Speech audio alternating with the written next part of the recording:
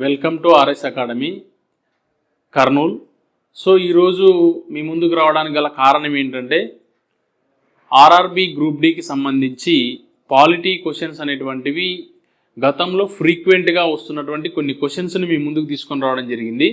అంటే ఆర్టికల్కి సంబంధించి గతంలో ఎలా అడుగుతున్నారు, ఏ ఆర్టికల్స్ మీద ఎక్కువ ఫోకస్ చేస్తూ ఉన్నాడు, రిపీటెడ్గా ఏ క్వశ్చన్స్ వస్తున్నాయి అనేటువంటి దాన్ని కొన్ని క్వశ్చన్స్ మీ ముందుకు తీసుకొని రావడం జరుగుతుంది. ఈ క్వశ్చన్స్ అనేటువంటివి మనం చెప్పినటువంటి క్వశ్చన్స్ ఆర్టికల్స్ అనేటువంటివి చూసుకొని వెళ్తే కనుక ఖచ్చితంగా మీరు సక్సెస్ అవుతారు. సో ఏంటంటే మనకు ఇప్పుడు ప్రస్తుతానికి గ్రూప్ డి అనేటువంటిది నడుస్తూ ఉంది, ఎగ్జామ్ నడుస్తూ ఉన్నాయి. మళ్ళీ 21 తారీఖు జనవరి 21కి మళ్ళీ మనకు 22,000 పోస్టులతో మళ్ళా కొత్త నోటిఫికేషన్ అనేటువంటిది రాబోతుంది. కాబట్టి ఇది చాలా మంచి అవకాశము నిరుద్యోగులకి, ఆశావాహులకు, ఎవరైతే మేము గ్రూప్ డి కావాలి, రైల్వే జాబ్ కొట్టాలనుకున్నటువంటి వాళ్ళకు ఎంతో కొంత మనకు మంచిది. సో మనకు కావాల్సింది ఒక పోస్టే, 22,000 పోస్టులైనా ఇన్ని పోస్టుల దేశం మొత్తం అనేది కాకుండా మనకు కావాల్సింది ఒక పోస్ట్ కాబట్టి దాన్ని సీరియస్గా ప్రిపేర్ అయినట్లయితే కనుక ఖచ్చితంగా మనం సక్సెస్ అవ్వడానికి అవకాశాలు ఎక్కువగా ఉన్నాయి. సో గతంలో మనకు ఆర్ఆర్బి గ్రూప్ డిలో పాలిటీకి సంబంధించి ఫ్రీక్వెంట్గా ఎక్కువ సార్లు వస్తున్నటువంటి ఆర్టికల్స్ ఏంటి, ఆర్టికల్స్ని ఏ రకంగా మనం చదువుకొని వెళ్తే అక్కడ సక్సెస్ అవుతాం అనేటువంటి చూసినట్లయితే గత క్వశ్చన్స్ చూసినట్లయితే కనుక బ్రీఫ్గా మాత్రమే మనకి అడుగుతున్నాడు. ఇన్డెప్త్గా మనం ఎప్పుడు కూడా చదవద్దు. ఆర్ఆర్బి గ్రూప్ డికి బేసిక్ పాయింట్ మీదనే క్వశ్చన్స్ అనేటువంటి వస్తున్నాయి కాబట్టి ఆ బేసిక్ నాలెడ్జ్ మీద చదువుకొని వెళ్ళినట్లయితే కనుక ఖచ్చితంగా మనం సక్సెస్ అవుతాం. సో దాంట్లో భాగంగానే కొన్ని క్వశ్చన్స్ చూద్దాం మనం. సో ఇక్కడ ఏంటంటే చూడండి, under which provision of the constitution can an individual appeal to the Supreme Court against violation of fundamental rights అంటున్నాడు. కింద తెలుగులో చూడండి, రాజ్యాంగపు ఏ నిబంధన కింద ఒక వ్యక్తి ప్రాథమిక హక్కుల ఉల్లంఘనపై వయోలేషన్ ఆఫ్ ఫండమెంటల్ రైట్స్ అనేది చూడండి, ప్రాథమిక హక్కుల ఉల్లంఘన పైన ఒక వ్యక్తి సుప్రీంకోర్టుకు అప్పీల్ చేయవచ్చు అనేటువంటి దాన్ని మనం చూస్తున్నటువంటి ఇక్కడ చూడండి. దీంట్లో భాగంగానే మనకేంటంటే ప్రధాన క్వశ్చన్ చూడండి, చిన్న క్వశ్చన్స్. అంటే రాజ్యాంగపు ఏ నిబంధన కింద ఒక వ్యక్తి ప్రాథమిక హక్కుల ఉల్లంఘన జరిగినప్పుడు సుప్రీంకోర్టును ఆశ్రయించవచ్చు అని చెప్పేసి అంటే కనుక మనకి సుప్రీంకోర్టుకి వెళ్ళొచ్చు, అదేవిధంగా హైకోర్టుకు కూడా మనం వెళ్ళొచ్చు. సుప్రీంకోర్టుకు అనేటువంటిది ఆర్టికల్ 32 మీద మనం సుప్రీంకోర్టుకు వెళ్ళొచ్చు. ఆర్టికల్ 32 మీద మనం అంటే నీ యొక్క ఒక వ్యక్తి యొక్క సిటిజన్ యొక్క ఫండమెంటల్ రైట్స్ అనేటువంటివి వయోలేషన్ అయినప్పుడు, ఉల్లంఘన జరిగినప్పుడు ఖచ్చితంగా ఆ వ్యక్తి నా హక్కులు ఉల్లంఘన జరిగాయి, నా హక్కులను ప్రొటెక్ట్ చేయండి, నా హక్కులను రక్షించండి అని చెప్పేసి ఆర్టికల్ 32 ప్రకారం సుప్రీంకోర్టుకి వెళ్ళొచ్చు.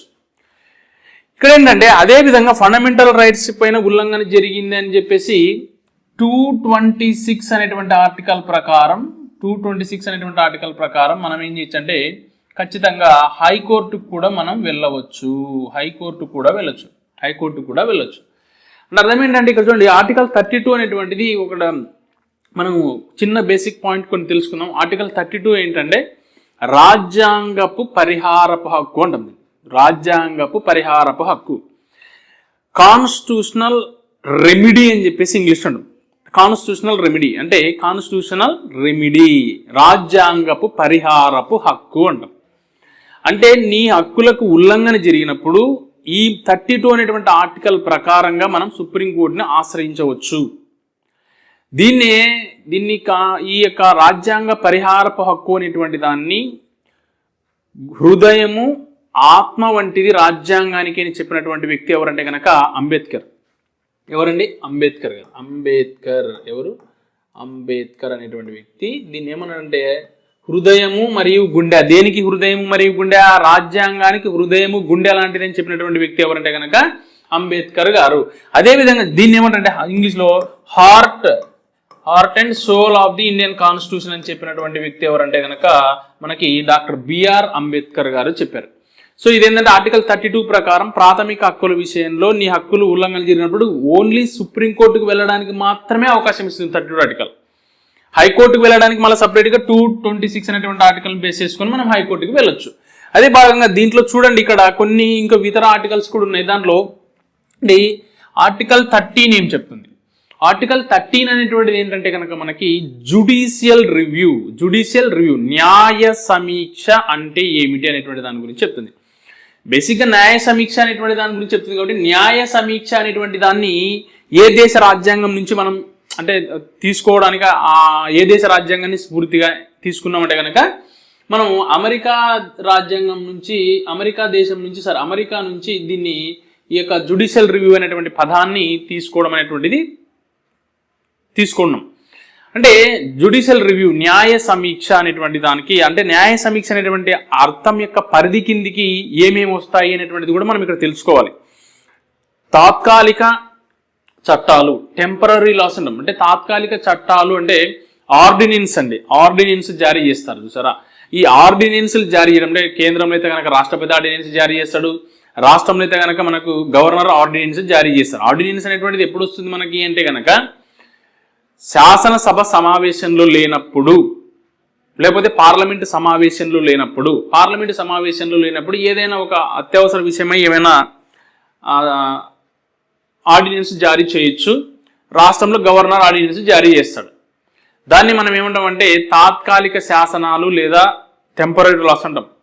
లేదా మనకు పర్మనెంట్ లాస్ అంటే రాష్ట్ర శాసనసభలు చేసేటువంటి చట్టాలు కావచ్చు, కేంద్రంలో పార్లమెంట్ చేసేటువంటి చట్టాలు కావచ్చు, ఇలాంటి వాటిని కూడా మనం ఏమంటామంటే ఆర్టికల్ 13 అనేటువంటి దాని కిందికి వస్తాయి. అంటే పర్మనెంట్ చట్టాలు వస్తాయి, టెంపరరీ లాస్ వస్తాయి అంటే శాశ్వత చట్టాలు వస్తాయి, మరియు తాత్కాలిక చట్టాలు అనేటువంటివి వస్తాయి. అదే క్రమంలో ఇంకేంటంటే అంటే ఇక్కడ చట్టము అనేటువంటి అర్థం ఏమిటి? 13 ఆర్టికల్ ప్రకారం చట్టం అంటే ఏమి వస్తాయంటే మనకు ఫర్ ఎగ్జాంపుల్ కొన్ని రెగ్యులేషన్స్ కావచ్చు, కానీ లేకుంటే రూల్స్ అంటాం. రూల్ అంటే నియమము అనొచ్చు, రూల్ అనేటువంటి దాన్ని తీసుకోవచ్చు. రెగ్యులేషన్స్, తర్వాత రూల్, నోటిఫికేషన్స్ ఇట్లాంటివన్నీ కూడా నోటిఫికేషన్స్ కానీ, రెగ్యులేషన్స్ కానీ, నియమాలు కానీ, బైలాస్ కానీ అంటే ఉపవిధులు, బైలాస్ అనేటువంటి ఇట్లాంటివన్నీ కూడా మనకు ఆర్టికల్ 13 కిందికి వస్తాయి. బైలాస్ అంటాం, ఉపవిధులు అనేటువంటివి అన్నీ కూడా మనకు 13 ఆర్టికల్ కిందికి వస్తాయి. అదేవిధంగా ఇక్కడ చూడండి ఆర్టికల్ 34 ఏం చెప్తుంది? ఆర్టికల్ 34 ఏం చెప్తుందంటే ఏదైనా సైనిక శాసనం అమల్లో ఉన్నప్పుడు, మార్షల్ల అమల్లో ఉన్నటువంటి ఏ ప్రాంతంలోనైనా కూడా ఈ ప్రాథమిక హక్కులు అనేటువంటివి వర్తింప చేయకుండా పార్లమెంటు చట్టం చేయడానికి అవకాశం ఇస్తుంది. అదనమాట. తర్వాత ఆర్టికల్ 14 ఏం చెప్తుంది అంటే ఆర్టికల్ 14 అనేటువంటిది ఏంటంటే మనకు చట్టం ముందు అందరూ సమానులే, equal before of the law అంటాం. ఇక్కడ 14 ఆర్టికల్ బేస్లో మనకి రెండు ఉంటాయి. చట్టం ముందు అందరూ సమానులే, equal before of the law. చట్టం మూలాన సమాన రక్షణ అంటే ఈక్వల్ ప్రొటెక్షన్ ఆఫ్ లా అంటే అర్థం ఏంటి? చట్టం ముందు అందరూ సమానులైనటువంటి భావన ఎక్కడి నుంచి తీసుకున్నామంటే కనుక చట్టం ముందు అందరూ సమానులైనటువంటి భావన ఎక్కడి నుంచి తీసుకున్నామంటే బ్రిటన్ నుంచి తీసుకున్నాం. Equal before of the law ఎక్కడి నుంచి తీసుకున్నామంటే Britain. Equal protection of the law చట్టం మూలాన సమాన రక్షణ అనేటువంటిది ఎక్కడి నుంచి తీసుకున్నామంటే కనుక అమెరికా దేశం నుంచి తీసుకున్నాం. సో ఇట్లాంటివంటే ఈ దేని గురించి చెప్తుంది ఆర్టికల్ 14 అనేటువంటిది. మరి ఆర్టికల్ 14 అందరికి సమానంగా వర్తిస్తుందా? అబ్జల్యూట్ రైటా అంటే కాదండి, నాట్ ఏ అబ్జల్యూట్ రైట్. అందరికీ సమానంగా వర్తించదు. ఇది ఆర్టికల్ 14 చెప్తుంటే అంటే ఈక్వాలిటీ అనేటువంటిది, సమానత్వము అనేటువంటిది, equality does not apply to అన్ఈక్వల్స్, equality apply to equals. అంటే సమానులలో మాత్రమే సమానత్వ సూత్రం వర్తిస్తుంది, అసమానులలో సమానత్వ సూత్రం అనేటువంటిది వర్తించదు అనేటువంటిది చెప్తుంది అనమాట. ఈ రకంగా ఆర్టికల్ 14 అనేటువంటి దాని మీద కూడా అంటే చట్టం ముందు సమానత్వం, చట్టం మూలాన సమాన రక్షణ. రాష్ట్రపతి అయినా సాధారణ పౌరుడైనా ఎవరైనా చట్టానికి అతీతులు కాదు. తప్పు చేస్తే ఎవరు చేసినా తప్పే అంటాం. అంటే చట్టం ముందు అందరూ సమానులే, చట్టం మూలాన అందరికి సమాన రక్షణ వస్తుంది. అంటే బ్రీఫ్గా గుర్తుపెట్టుకోండి, చట్టం ముందు అందరూ సమానులే, చట్టం మూలాన సమాన రక్షణ అనేటువంటిది ఈ ఆర్టికల్లో ఉంటుందంటే కనుక మనకు 14 ఆర్టికల్లో ఉంటుంది అనమాట. ఈ రకంగా బ్రీఫ్గా తెలుసుకుంటే సరిపోతుంది అనమాట. సార్ నెక్స్ట్ క్వశ్చన్ చూద్దాం ఒకసారి. సో ఇక్కడ చూడండి, which article did Ambedkar describe as the heart of the constitution అని చెప్పారు. అంబేద్కర్ ఏ ఆర్టికల్ను రాజ్యాంగపు హృదయంగా అభివర్ణించారో మీకు గత క్వశ్చన్లోనే మాట్లాడాం. Heart and soul of the Indian constitution అని చెప్పినటువంటి వ్యక్తి ఎవరంటే దేన్ని 32 ఆర్టికల్ని రాజ్యాంగ పరిహార హక్కుని కాన్స్టిట్యూషనల్ రెమెడీని heart and soul of the Indian constitution చెప్పినటువంటి వ్యక్తి ఎవరంటే కనుక మనకి అంబేద్కర్ గారు చెప్పారు. ఈ ఆర్టికల్ని బేస్ చేసుకొని అంటే 32 ఆర్టికల్ని బేస్ చేసుకొని చెప్పారు. ఇంకా 14 ఆర్టికల్ అంటే మీకు గతంలో చెప్పాను. అదేవిధంగా ఇక్కడ చూడండి 17 ఆర్టికల్ ఏంటి, 17 ఆర్టికల్ ఏం చెప్తుంది అనేటువంటి ఒకసారి చూద్దాము. అబాలిషన్ ఆఫ్ అన్టచబిలిటీ, అస్పృశ్యత నిషేధము, అంటరానితనము నిషేధము గురించి 17th ఆర్టికల్ అనేటువంటిది చెప్తుంది. అబాలిషన్ ఆఫ్ అన్టచబిలిటీ, అస్పృశ్యత నిషేధం అనేటువంటి దాన్ని చెప్తుంది. అంటే ఏ రూపంలో పాటించిన అస్పృశ్యత అది నేరమే. అన్ని కులాన్ని బట్టి, మతాన్ని బట్టి, జాతిని బట్టి, లింగాన్ని బట్టి, దేన్ని బట్టి పాటించినా కూడా అది అస్పృశ్యత కిందికి వస్తుంది. అంటే అస్పృశ్యత నిషేధం అంటే కంప్లీట్గా భారతదేశంలో అన్టచబిలిటీ అనేటువంటిది రద్దు. ఎవడు దీన్ని పాటించకూడదు, ఏ రకంగా అయినా పాటించకూడదు. కొన్నిసార్లు అంటే ఆరాధన స్థల ప్రవేశాన్ని నిరాకరించడం, అంటే వాళ్ళ దేవాలయంలోకి రానివ్వకుండా ఉండడం కావచ్చు, లేకపోతే అందరూ తిరిగేటువంటి రోడ్ల మీద తిరగనీయకుండా ఉండడం కావచ్చు, బావుల దగ్గర కానీ స్నానవాటికల దగ్గర కానీ రోడ్ల మీద కానీ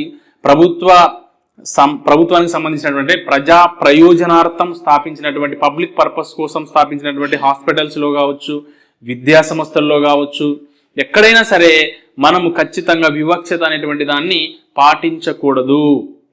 అంటే అన్టచబిలిటీ నిషేధము. అంటే అన్టచబిలిటీ అనేటువంటిది, అస్పృశ్యత నిషేధం అనేటువంటిది ఏది ఆర్టికల్ 17 ఏదైతే ఉందో ఇది డైరెక్ట్గా ఇంప్లిమెంటేషన్లోకి రాదు, ప్రత్యక్షంగా అమల్లోనికి రాదు. కానీ దీనికోసం ప్రభుత్వాలు చట్టాలు చేయాలి. అది ఎవరు చేస్తారు దీనికోసం చట్టం అంటే పార్లమెంటుకి మాత్రమే ఆ పవర్ ఉంటుందండి. పార్లమెంట్ ఆ రకంగా ఏమైనా చట్టం చేసిందంటే ఎస్, మనకు 1955లో మనకు అన్టచబిలిటీ అఫెన్సెస్ యాక్ట్ అనేటువంటి దాన్ని, అస్పృశ్యత నిషేధం అనేటువంటి దాన్ని తీసుకొచ్చారు. దీనినే కాలక్రమంలో 1976లో సివిల్ రైట్స్ ప్రొటెక్షన్ యాక్ట్గా దీన్ని పేరు మార్చడం అనేటువంటిది జరిగింది అనమాట. అంటే మొట్టమొదటిసారిగా పార్లమెంట్ ఎప్పుడు చట్టం చేసింది అంటే అస్పృశ్యతను నిషేధిస్తూ 1955 దాన్ని అన్టచబిలిటీ అఫెన్సెస్ యాక్ట్ అని చెప్పేసి అన్నాం. దాని పేరే తర్వాత సివిల్ రైట్ ప్రొటెక్షన్ యాక్ట్గా 1976లో పేరు మార్చారు. మనకు ప్రస్తుతం ఈ సివిల్ రైట్ ప్రొటెక్షన్ యాక్ట్గా అది కొనసాగుతుంది అనమాట. ఒకవేళ సివిల్ రైట్ ప్రొటెక్షన్ యాక్ట్ అనేటువంటి దాని పాత పేరు ఏంటంటే కనుక అన్టచబిలిటీ అఫెన్సెస్ యాక్ట్ అనేటువంటి దాన్ని మనం చెప్తాం. అదే క్రమంలో ఇక్కడ చూడండి 22 ఆర్టికల్ ఏం చెప్తుంది చూడండి. 22 ఆర్టికల్ ఏం చెప్తుందో చూద్దాం ఒకసారి. 22 ఆర్టికల్ ఏం చెప్తుందంటే అరెస్ట్ అండ్ డిటెన్షన్ గురించి. అరెస్ట్ అండ్ డిటెన్షన్ అంటే అరెస్టు మరియు నిర్బంధం అనేటువంటి దాని గురించి మనం మాట్లాడుతున్నాం. అరెస్టు మరియు నిర్బంధం గురించి మాట్లాడుతున్నాం. ఇక్కడ 2 రకాలుగా ఉంటాయి. అరెస్ట్ అనేటువంటిది సాధారణ అరెస్ట్ ఉంటుంది, ప్రత్యేక చట్టాల ప్రకారం అరెస్ట్ చేయడం అనేటువంటిది ఉంది. సాధారణ చట్టం ప్రకారం ఏంటంటే సాధారణ చట్టం ప్రకారం నార్మల్గా ఒక వ్యక్తిని అరెస్ట్ చేయడం, ప్రత్యేక చట్టాల ప్రకారం అరెస్ట్ చేయడం. 22 క్లాస్ 1 ఏం చెప్తుందంటే ఒక వ్యక్తిని సాధారణ చట్టం ప్రకారం మనం ఒకవేళ అరెస్ట్ చేస్తే, ఏ వ్యక్తినైనా కానీ నార్మల్గా అరెస్ట్ చేస్తే ఆ వ్యక్తిని ఎందుకు అరెస్ట్ చేశారు అనేటువంటి కారణాన్ని తెలియజేయాల్సి ఉంటుంది. ఆ వ్యక్తి తన తరపున న్యాయవాదిని, లాయర్ని మాట్లాడుకొని తన వాదన వినిపించుకోవడానికి అవకాశం ఉంటుంది. సాధారణంగా అరెస్ట్ చేయబడినటువంటి వ్యక్తిని 24 గంటల లోపు సమీపంలో ఉన్నటువంటి కోర్టుకు మెజిస్ట్రేట్ ముందు హాజరుపరచాలి. మెజిస్ట్రేట్ అనుమతి లేనిదే 24 గంటల కంటే ఎక్కువగా ఆ వ్యక్తిని నిర్బంధించడానికి అవకాశం ఉండదు. మెజిస్ట్రేట్ అనుమతి ఉంటేనే 24 గంటలకు మించి ఆయన అరెస్ట్లో నిర్బంధనలు ఉంచాలా. 24 గంటల లోపు ఖచ్చితంగా మనం మెజిస్ట్రేట్లో హాజరుపరచాలి. ఎందుకు అరెస్ట్ చేశారో కారణం చెప్పాలి. ఇవన్నీ కూడా సాధారణమైనటువంటి ఒక వ్యక్తి అరెస్ట్ చేసినప్పుడు ఇవన్నీ ఉంటాయి. అదేవిధంగా ఒకవేళ ఏంటంటే మనకు పీడీ యాక్ట్ అంట, ప్రివెంటివ్ డిటెన్షన్ యాక్ట్. ఏంటి PD act? Preventive detention act ప్రకారం అరెస్ట్ చేయబడినటువంటి ఒక వ్యక్తిని ఆయన అరెస్టుకు సంబంధించినటువంటి కారణాలు తెలపకపోవచ్చు, ఆయన తరపున న్యాయవాదిని పెట్టుకోవడానికి అవకాశం ఇవ్వకపోవచ్చు. ఇది కూడా ఎంతకాలం వరకు అంటే దీనికి కూడా పీడీ యాక్ట్ కూడా రక్షణ ఉంది, పీడీ యాక్ట్ కూడా ప్రొటెక్షన్ ఉంది. ఏంటంటే 3 నెలలు గరిష్టంగా. ఎంత అంటే సాధారణంగా గరిష్టంగా ఒక వ్యక్తిని ఎంతకాలం పాటు పీడీ యాక్ట్ ప్రకారం అరెస్ట్ చేసినటువంటి వ్యక్తిని ఎంతకాలం పాటు అరెస్ట్ చేయొచ్చు అంటే సాధారణంగా 3 months. ఒకవేళ 3 నెలలకు మించి ఏమైనా ఆ వ్యక్తిని ఇంకా నిర్బంధనలు ఉంచాలి అంటే కనుక అడ్వైజరీ బోర్డు అనేటువంటిది ఒకటి ఉంటుంది. అడ్వైజరీ బోర్డు యొక్క సలహా మేరకు 3 నెలల కంటే ఎక్కువగా మనం ఆయనని అరెస్ట్ చేసుకోవచ్చు. అంటే ఇక్కడ సింపుల్గా మీకు ఎగ్జామినేషన్లో 22 ఆర్టికల్ ఏం చెప్తుందంటే అరెస్ట్ మరియు నిర్బంధంకు సంబంధించినటువంటి అంశం గురించి మాట్లాడుతుంది. ఇది గుర్తుపెట్టుకోవాలి. సో ఈ రకంగా మన క్వశ్చన్స్ అనేటువంటి వస్తాయి. Which of the following provides for reservation of seats in educational institutions in favour of scheduled castes and scheduled tribes. Scheduled castes and scheduled tribes అన్నాడు. చూడండి, షెడ్యూల్డ్ కులాలకు మరియు షెడ్యూల్డ్ తెగలకు అనుకూలంగా విద్యా సంస్థల్లో సీట్ల రిజర్వేషన్ ను పాటించేది. చూడండి, ఆర్టికల్ రాజ్యాంగ ప్రకరణ 15, 16, 14, 29 అని చెప్తున్నాడు. చూడండి, మనం ఏం చేస్తున్నాం ఇక్కడ అంటే, ఇక్కడ చూడండి బేసిక్ షెడ్యూల్డ్ కులాలకు మరియు షెడ్యూల్డ్ తెగలకు అంటే ఎస్సీలకు మరియు ఎస్టీలకు అనుకూలంగా అంటున్నాడు. ఏమన్నాడు? విద్యా సంస్థల్లో ఎడ్యుకేషనల్ ఇన్స్టిట్యూషన్లలో సీట్ల యొక్క రిజర్వేషన్ గురించి మనం ఇక్కడ మాట్లాడదాం. దాంట్లో భాగంగానే ఏంటి, రాజ్యాంగ ప్రకరణ 15 అనేటువంటిది ఏం చెప్తుంది, 16 ఏం చెప్తుంది, 14 అనేది ఏం చెప్తుంది, 29 ఏం చెప్తుంది చూడండి. విద్యా సంస్థలలో రిజర్వేషన్లు అన్నప్పుడు మనకి గుర్తు రావాల్సినటువంటిది ఏంటంటే, ఎడ్యుకేషనల్ ఇన్స్టిట్యూషన్స్లో రిజర్వేషన్లు ఎవరికంటే షెడ్యూల్డ్ కులాల వాళ్ళకి, షెడ్యూల్డ్ తెగల వాళ్ళకి ఎవరైతే ఉన్నారో వాళ్ళకి విద్యా సంస్థలో రిజర్వేషన్లు అనేటువంటివి మనకు 15 అనేటువంటి ఆర్టికల్ ప్రకారం ఇస్తారు. 15 అనేటువంటి ఆర్టికల్ ప్రకారం విద్యా సంస్థలో రిజర్వేషన్లు ఇస్తారు. చూడండి, దీంట్లో భాగంగానే మనకి ఏంటంటే 15 క్లాస్ 4 అనేటువంటిది ఒకటి ఉంటుంది, 15 క్లాస్ 5 అనేటువంటిది ఒకటి ఉంటుంది. 15 క్లాస్ 4 ఏం చెప్తుందంటే, ఇది మనకు రాజ్యాంగం అమల్లోనికి వచ్చినప్పుడు లేదు, కానీ 1వ రాజ్యాంగ సవరణ, ఫస్ట్ కాన్స్టిట్యూషన్ అమెండ్మెంట్ ద్వారా 1వ రాజ్యాంగ సవరణ ద్వారా 1951లో దీన్ని తీసుకొచ్చారు. దేన్ని? 15 క్లాస్ 4 ఏం చెప్తుందంటే, ఎవరైతే సోషల్లీ ఎడ్యుకేషనల్లీ బ్యాక్వర్డ్నెస్ అంటే సాంఘికంగా విద్యాపరంగా ఎవరైతే వెనకబాటు గురై ఉంటారో వాళ్లకు ఎక్కడ ప్రభుత్వ విద్యా సంస్థల్లో రిజర్వేషన్లు ఇవ్వాలి. ఎక్కడండి? ప్రభుత్వ విద్యా సంస్థలు, గవర్నమెంట్ ఎడ్యుకేషనల్ ఇన్స్టిట్యూషన్ ఏవైతే ఉంటాయో ఈ గవర్నమెంట్ ఎడ్యుకేషన్ ఇన్స్టిట్యూషన్స్ లో మనకు విద్యా సంస్థలో రిజర్వేషన్లకు సంబంధించింది ఏంటంటే కనుక ఎవరికి ఇస్తున్నాం రిజర్వేషన్లు? సోషల్లీ అండ్ ఎడ్యుకేషనల్లీ బ్యాక్వర్డ్నెస్ అంటే సాంఘికంగా మరియు సామాజికంగా అనొచ్చు, సాంఘికంగా లేదా సామాజికంగా లేదా అంటే మామూలుగా విద్యలో ఎడ్యుకేషనల్ బ్యాక్వర్డ్నెస్ ఎవరైతే ఉంటారో వాళ్ళకి ఎక్కడ ప్రభుత్వ విద్యా సంస్థల్లో రిజర్వేషన్లు ఇవ్వడం అనేటువంటిది జరుగుతుంది. అదేవిధంగా 15 క్లాస్ అనేటువంటి తీసుకున్నాం అనుకోండి, ఇది 93rd ఎప్పుడు వచ్చిందంటే మనకు 2005లో 93వ రాజ్యాంగ సవరణ చట్టం ప్రకారం 15 క్లాస్ 5 అనేటువంటి దాన్ని తీసుకొచ్చారు.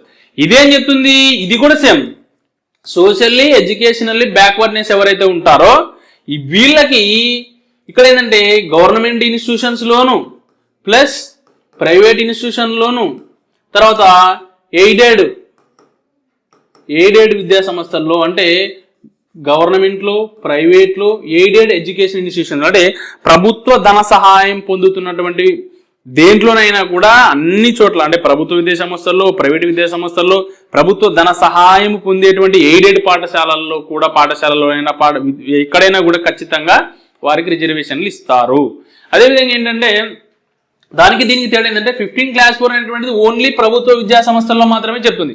15 క్లాస్ 5 అనేటువంటి ఏం చెప్తుందంటే మనకు గవర్నమెంట్లో, ప్రైవేట్లో ప్రభుత్వ ధన సహాయంతో పొందుతున్నటువంటి అన్ని విద్యా సంస్థల్లో ఇస్తుంది. కానీ మైనారిటీ విద్యా సంస్థల్లో రిజర్వేషన్లు అనేటువంటివి ఎస్సీ ఎస్టీలకు వర్తించవు. ఇది గుర్తుపెట్టుకోవాలి. అంటే మైనారిటీ విద్యా సంస్థలు అనేటువంటిది 15వ ఆర్టికల్ ప్రకారం మినహాయింపు ఉంది. మైనారిటీ విద్యా సంస్థల్లోకి పోయి మాకు రిజర్వేషన్లు ఇవ్వండి అంటే కనుక అక్కడ కుదరు. మైనారిటీ విద్యా సంస్థల్లో రిజర్వేషన్లు ఇవ్వరు. ఇది పాయింట్ గుర్తుపెట్టుకోవాలి. తర్వాత ఏంటంటే మనకి ఇక్కడ రాజ్యాంగ ప్రకరణ 16 చూడండి, ఇక్కడ ప్రభుత్వ విద్యా సంస్థలలో ఏంటి ప్రభుత్వ ఉద్యోగాలలో రిజర్వేషన్లకు సంబంధించినటువంటిది ఏంటి గవర్నమెంట్ ప్రభుత్వ ఉద్యోగాలలో రిజర్వేషన్లకు సంబంధించినటువంటిది ఏంటంటే ఆర్టికల్ 16 అనేటువంటి చూద్దాం. తర్వాత రాజ్యాంగ ప్రకరణ 29 దేనికి సంబంధించింది? 29 అనేటువంటిది మైనారిటీలకు సంబంధించింది. మైనారిటీలకు సంబంధించినటువంటి ఆర్టికల్ 29 ఏం చెప్తుందంటే వారి యొక్క ప్రత్యేకమైనటువంటి భాషను కావచ్చు, అంటే లాంగ్వేజ్ని కావచ్చు, వారి యొక్క లిపిని కావచ్చు, వారి యొక్క సంస్కృతిని పరిరక్షించుకునేటువంటి హక్కు ఉంటుంది. ఎవరికి? మైనారిటీలకు. అంటే వాళ్ళకి స్పెషల్, ఇప్పుడు కొంతమందికి కొన్ని స్పెషల్గా వాళ్ళ యొక్క సంస్కృతిని, ఎస్సీ ఎస్టీల వాళ్ళ యొక్క సంస్కృతి మన సంస్కృతికి భిన్నంగా ఉంటుంది. అంటే వాళ్ళ యొక్క సంస్కృతి కల్చరల్ కానీ, వాళ్ళ యొక్క లిపి స్క్రిప్ట్ని కానీ, వారి యొక్క లాంగ్వేజ్ని కానీ ప్రత్యేకంగా పరిరక్షించుకునేటువంటి అవకాశం ఉంటుంది 29 క్లాస్ 1 అనేటువంటి చెప్తుంది. అదేవిధంగా 29 క్లాస్ 2 ఏం చెప్తుందంటే ఒకసారి చూద్దాం. చూడండి 29 క్లాస్ 2 ఏం చెప్తుందంటే ఇక్కడ చూడండి 29 క్లాస్ 1లో వారి యొక్క భాషని, లిపిని, సంస్కృతిని రక్షించుకోవచ్చు. అదేవిధంగా ఇక్కడ 29 క్లాస్ ఏం చెప్తుందంటే వాళ్ళ యొక్క భాషను కానీ అంటే ఇక్కడ విద్యా సంస్థలలో వారి యొక్క కులాన్ని బట్టి కానీ, మతాన్ని బట్టి కానీ, జాతిని బట్టి కానీ, భాషని బట్టి కానీ ఏ మైనారిటీకి సంబంధించి కానీ వారి విద్యా సంస్థలలో వారి యొక్క అడ్మిషన్ని నిరాకరించకూడదని చెప్పేసి 29 అనేటువంటిది చెప్తుంది అనమాట. 29 క్లాస్ 2 చెప్తుంది. సో ఈ రకంగా మనం బేసిక్గా చూసుకున్నట్టయితే కూడా మనకు ఆల్మోస్ట్ మనం president rule is not a consequences అన్నాడు. రాష్ట్రపతి పాలన పర్యావసనం కానిది ఏమిటి? దీన్ని బట్టి ఏం అడుగుతుంది ఇక్కడ చూడండి. Abolition of fundamental rights, abolition of state government, abolition of state legislative assembly, none of the above. ప్రాథమిక హక్కుల రద్దు, రాష్ట్ర ప్రభుత్వం రద్దు, రాష్ట్ర విధానసభ రద్దు, పైవేవి కాదు అన్నాడు. అంటే 356 అనేటువంటి ఆర్టికల్ ఏదైతే ఉందో 356 ఆర్టికల్ ప్రకారం రాష్ట్రపతి పాలన అనేటువంటి దాన్ని ఇంపోజ్ చేస్తారు. ఎక్కడ? రాష్ట్రంలో. ఎందుకు రాష్ట్రపతి పాలన విధిస్తారు అంటే కనుక in case failure of constitutional machinery అంటే రాజ్యాంగ యంత్రాంగం విఫలమైనప్పుడు లేదా రాజ్యాంగం ప్రకారం అంటే కాన్స్టిట్యూషన్ బేస్ ప్రకారం కనుక పరిపాలన అడ్మినిస్ట్రేషన్ లేనప్పుడు, రాష్ట్ర ప్రభుత్వం శాసనసభలో మెజారిటీ కోల్పోయినప్పుడు, ఇలాంటి సందర్భాలలో మనకి రాష్ట్రపతి పాలన అనేటువంటిది విధిస్తారు గవర్నర్ యొక్క సిఫారసు మేరకు. ఎందుకు విధిస్తారు రాష్ట్రపతి పాలన 356 ఆర్టికల్ ప్రకారం అంటే కనుక కాన్స్టిట్యూషనల్ మిషనరీ రాజ్యాంగ యంత్రాంగం విఫలమైనప్పుడు, రాజ్యాంగం ప్రకారం పరిపాలన జరగనప్పుడు, లేదా ప్రభుత్వం మెజారిటీ కోల్పోయినప్పుడు గవర్నర్ యొక్క నివేదికను అనుసరించి రాష్ట్రపతి ఏం చేస్తాడంటే రాష్ట్రపతి పాలన విధిస్తాడు. రాష్ట్రపతి పాలన అనేటువంటి దాన్ని రాష్ట్రపతి విధించేదానికంటే ముందు ఆ రాష్ట్ర శాసనసభ యొక్క అభిప్రాయాన్ని తెలుసుకోవాలి. ఆ రాష్ట్రం యొక్క శాసనసభ యొక్క అభిప్రాయం అనేటువంటిది జస్ట్ తెలుసుకుంటారు అంతే. ఆ అభిప్రాయాన్ని ఖచ్చితంగా పరిగణలోకి తీసుకునే అవకాశం లేదు. రాష్ట్రపతి పాలనకు సంబంధించినటువంటి ఈ బిల్లు ఏ సభలోనైనా ముందుగా ప్రవేశపెట్టచ్చు, ఎక్కడ? పార్లమెంట్లో. ఈ రకంగా ఇక్కడ విధిస్తారు. అంటే రాష్ట్రపతి పాలన విధించినప్పుడు ఇక్కడ చూడండి, రాష్ట్ర విధానసభ రద్దవుతుందా, రాష్ట్ర ప్రభుత్వం రద్దవుతుందా, ప్రాథమిక హక్కులు రద్దవుతాయా అంటే ఈ రాష్ట్రపతి పాలన ప్రెసిడెంట్ రూల్ విధించినప్పుడు ప్రాథమిక హక్కులు అనేటువంటివి రద్దు కావు. ప్రాథమిక హక్కులు ఎలాంటి మార్పు కావు. కానీ నేషనల్ ఎమర్జెన్సీ విధించినప్పుడు మనకు 19వ ఆర్టికల్లోని కొన్ని స్వేచ్ఛలు లేకపోతే 21 తప్పించి 21 ఆర్టికల్ ప్రకారం 21 ఆర్టికల్ ప్రకారం ఏవైతే మనకు హక్కులు వస్తాయో ఆ హక్కులను మాత్రం ఎప్పుడు రద్దు చేయలేరు. బట్ 352 ప్రకారం నేషనల్ ఎమర్జెన్సీ విధించినప్పుడు అన్ని హక్కులు రద్దు చేయొచ్చు, కానీ 21 మాత్రం రద్దు చేయలేం. కానీ రాష్ట్రపతి పాలన ప్రెసిడెంట్ రూల్ ఉన్నప్పుడు ప్రాథమిక హక్కులు అనేటువంటివి ఏం రద్దు కావు, అసలు సస్పెండ్ చేయాల్సిన అవసరం కూడా లేదు. అయితే రాష్ట్ర ప్రభుత్వం రద్దు కాదు. రాష్ట్ర ప్రభుత్వం అనేటువంటిది రద్దు చేయొచ్చు, లేకపోతే సస్పెండ్ చేయొచ్చు. అది రాష్ట్రపతి యొక్క మాటను బట్టి, ఆయన యొక్క ఆర్డర్ను బట్టి ఉంటుంది. ఒకవేళ రద్దు చేస్తున్నాం రాష్ట్ర ప్రభుత్వం అంటే రద్దు చేయొచ్చు, లేదు సస్పెండ్ చేస్తున్నామన్నా అది రాష్ట్రపతి యొక్క ఇష్టం. సో రాష్ట్ర శాసనసభను కూడా అంతే, రద్దు చేయొచ్చు లేకపోతే సస్పెండ్ చేయొచ్చు. అది ఆరు యొక్క ఇష్టం అనమాట, అంటే రాష్ట్రపతి యొక్క ఇష్టం. ఒకవేళ రాష్ట్ర ప్రభుత్వం రద్దు చేస్తున్నామని అనుకుంటే రద్దు అయిపోతుంది. ఒకవేళ సస్పెండ్ చేస్తున్నామంటే కొంతకాలం సుప్తాచేతన వ్యవస్థలో ఉండి యానిమేటెడ్ సస్పెండేషన్లో ఉండి తర్వాత మళ్ళీ కొనసాగుతారు. అదేవిధంగా ఏంటంటే రాష్ట్ర విధానసభ అనేటువంటిది కూడా అది రాష్ట్రపతి యొక్క అభిప్రాయం మేరకు ఉంటుంది. రద్దు చేయొచ్చు లేదా దాన్ని సుప్తాచేతన వ్యవస్థలో పెంచవచ్చు, రాష్ట్రపతి యొక్క అభిప్రాయాన్ని బట్టి ఉంటుంది. కానీ ప్రాథమిక హక్కులు అనేటువంటివి మాత్రం ఇక్కడ రద్దు కావు. Option 1 is the right answer. So next చూడండి, ఒకవేళ భారత రాష్ట్రపతి ఒక ప్రత్యేక రాష్ట్రమునకు సంబంధించి రాజ్యాంగ ప్రకారం 356లో కల్పించబడిన విధంగా తన అధికారాన్ని ప్రయోగించినప్పుడు, if the president of India exercise his power under article 356 of the constitution in respect of a particular state అన్నాడు.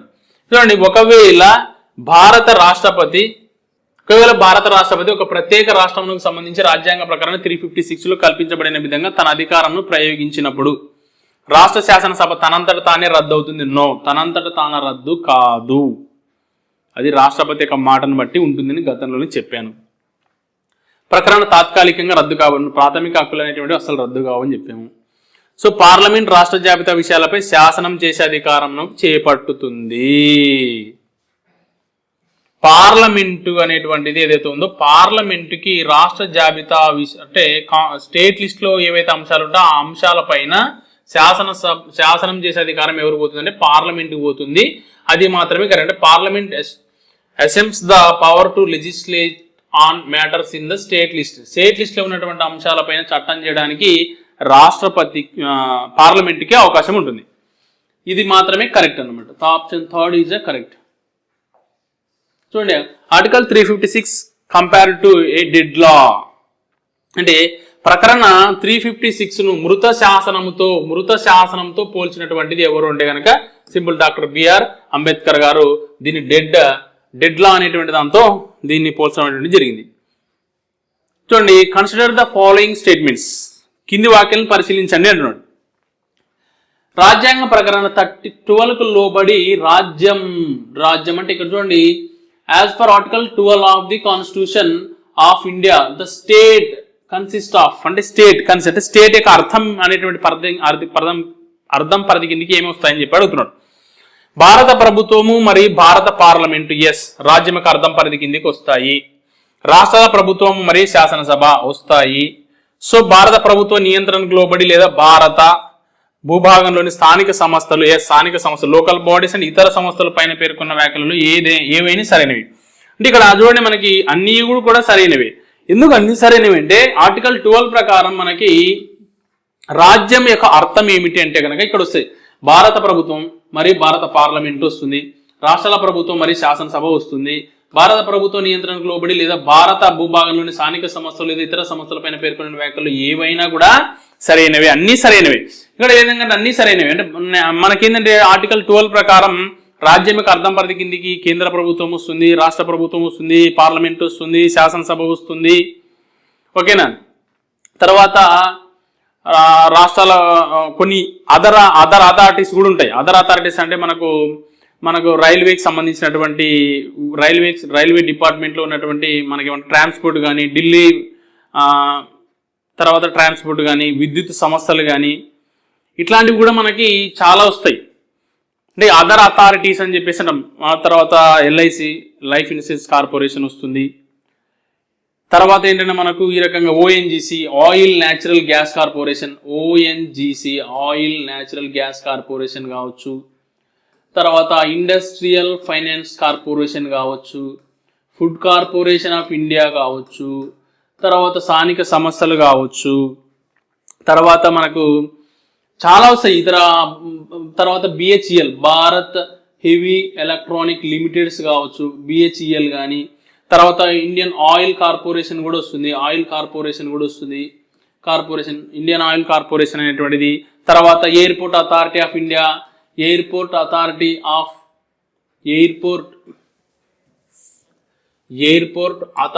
ఇండియా అనేటువంటిది కూడా వస్తుంది. ఇట్లాంటివన్నీ చాలా అదర్ అథారిటీస్ కూడా వస్తున్నాయి. కానీ 12వ ఆర్టికల్ ప్రకారము ఆ ఆర్టికల్ యొక్క అర్థం పరిధి కిందికి రానివి ఏమిటి అంటే సాధారణంగా న్యాయస్థానాలు రావు. తర్వాత సహకార సొసైటీలు కూడా రాజ్యం యొక్క అర్థం పరిధి కిందికి రావు. సాధారణంగా ఇప్పుడు ఫర్ ఎగ్జాంపుల్ న్యాయస్థానాలు రాజ్యం యొక్క అర్థం పరిధి కిందికి రావు. తర్వాత ఏంటంటే మనకు సహకార సొసైటీలు అనేటువంటివి కూడా మనకు రావు. పూర్తి ప్రైవేటు సంస్థలు, స్వచ్ఛంద సంస్థలు, పూర్తి ప్రైవేటు సంస్థలు కూడా మనకు రాజ్యం యొక్క అర్థం పరిధి కిందికి రావు. ఇది గుర్తుపెట్టుకోండి. తర్వాత ఏంటంటే మనకి ఇక్కడ చూడండి, ఇలాంటి క్వశ్చన్స్ మరిన్ని అప్డేట్స్తో మేము ముందుకు వస్తాము. అదేవిధంగా కరెంట్ పాలిటిక్స్ సంబంధించినటువంటివి కూడా ఇస్తాము. సో బేసిక్ నాలెడ్జ్ మీదనే మనకు ఆర్ఆర్బి గ్రూప్ డిలో పాలిటీ నుంచి 4 or 5 క్వశ్చన్స్ వస్తాయి. మీరు ఎక్కువగా మేము పెట్టేటువంటి ఒక 4-5 వీడియోలు చూసిపోయినా కూడా మీకు ఆల్రెడీ అన్ని క్వశ్చన్స్ అనేటువంటివి కవర్ అవుతాయి. కాబట్టి సో పాలిటీ మీద కానీ, పాలిటీ అని కాదు ఎనీ సబ్జెక్ట్, బేసిక్ నాలెడ్జ్ మీదనే మనకి ఎక్కువ క్వశ్చన్స్ వస్తాయి. సో మనకి ఎక్కువ ఏంటంటే కరెంట్ అఫైర్ బేస్ మీద ఎక్కువ క్వశ్చన్స్ వస్తూ ఉన్నాయి. కరెంట్ అఫైర్స్ బాగా చూసుకోండి. అదేవిధంగా ఏమైనా మీరు చూసిన తర్వాత ఏమైనా లోపాలు ఉంటే వాటిని సరి చేసుకోవడానికి మీరు మాకు అవకాశం ఇస్తూ చిన్నగా కామెంట్ చేయండి, సార్ పలాంది మార్చుకోండి అని చెప్పేసి. లైక్ చేయండి, షేర్ చేయండి, సబ్స్క్రైబ్ చేయండి. కష్టపడండి, ఖచ్చితంగా ఆర్ఆర్బి గ్రూప్ డీలో మీకు జాబ్ అంటూ వస్తుంది. మేము చెప్పేటువంటి ఈ ఆర్ఎస్ అకాడమీ నుంచి వచ్చేటువంటి ప్రతి వీడియోని మీరు ఫాలో అవ్వండి. ఖచ్చితంగా మీకు అన్ని క్వశ్చన్స్ రావడానికి అవకాశం ఉంది. సో దీన్ని బట్టి మీరు ఖచ్చితంగా మీరు రోజు చూస్తూ ఉండండి. ఖచ్చితంగా ఈ ఆర్ఆర్బి గ్రూప్ డీకి సంబంధించి పాలిటీ పరంగా ప్రతి దాన్ని కూడా ఒక 5-6 వీడియోస్ చేస్తే దాంట్లో నుంచి ఆల్మోస్ట్గా మనకు సెట్ అవ్వడానికి అవకాశం ఉంటుంది అనమాట. ఓకేనా? Thank you. మళ్ళీ నెక్స్ట్ క్లాస్లో మళ్ళీ ఇంకొక వీడియోతో మీ ముందుకు వస్తాను.